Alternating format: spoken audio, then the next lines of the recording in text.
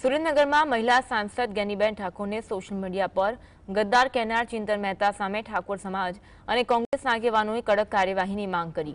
તેઓએ પોલીસ વિભાગને 2 દિવસનું અલ્ટિમેટમ આપ્યું, જેમાં પગલાં નહીં ભરાય તો ઉગ્ર આંદોલનની ચીમકી આપવામાં આવી। આ આંદોલનમાં પાટડીના તમામ હાઈવે બ્લોક કરી ચક્કાજામ કરવાની યોજના છે।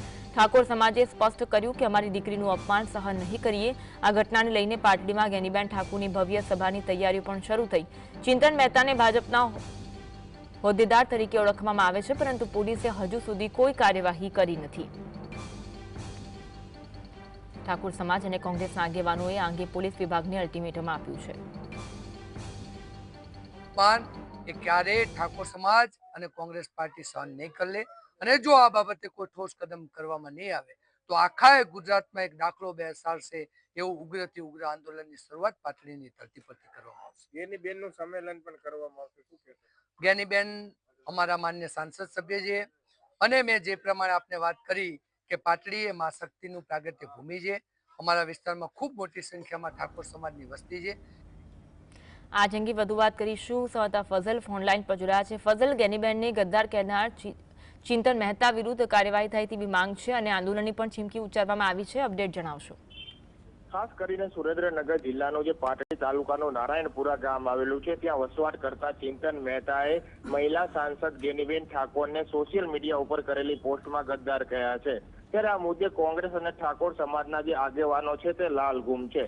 ખાસ કરી છેલ્લા 3 દિવસથી કોંગ્રેસના આગેવાનો હોય, ઠાકોર સમાજના આગેવાનો હોય તે પાટડી પોલીસ સ્ટેશનના ધક્કા ખાઈ રહ્યા છે અને ચિંતન મહેતા સામે પગલાં ભરવા અંગેની માંગ કરી રહ્યા છે।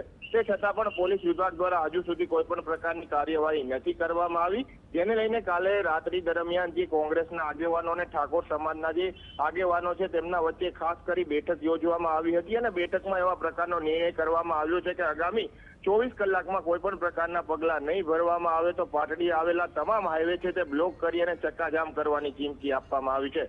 પોલીસ વિભાગ દ્વારા હજુ સુધી કોઈ કાર્યવાહી નથી કરવામાં આવી, ત્યારે ઠાકોર સમાજમાં પણ સૂર ઉઠ્યો છે કે ઠાકોર સમાજની દીકરીનું અપમાન સહન નહીં કરી લઈએ। જ્ઞાનીબેન ઠાકોરની પાટડીમાં ભવ્ય સભા માટેની તૈયારીઓ પણ આજથી શરૂ કરવામાં આવી છે। જોકે અપમાન કરનાર ચિંતન મહેતા છે તે ભાજપમાં હોદ્દેદાર હોવાનું પણ હાલ સામે આવી રહ્યું છે, ત્યારે પોલીસ કડક કાર્યવાહી કરે અને તેની સામે ગુનો દાખલ કરી તાત્કાલિક તેની અટકાયત કરી અને કડક પગલાં ભરવામાં આવે તેવી કોંગ્રેસ અને ઠાકોર સમાજના આગેવાનોની માંગ છે। અને આ પ્રકારે પોલીસ પગલાં નહીં ભરે તો આંદોલનનો સૂર પણ હાલ સુરેન્દ્રનગર જિલ્લાભરમાં ઉઠવા પામ્યો છે। જી, આભાર માહિતી આપવા માટે।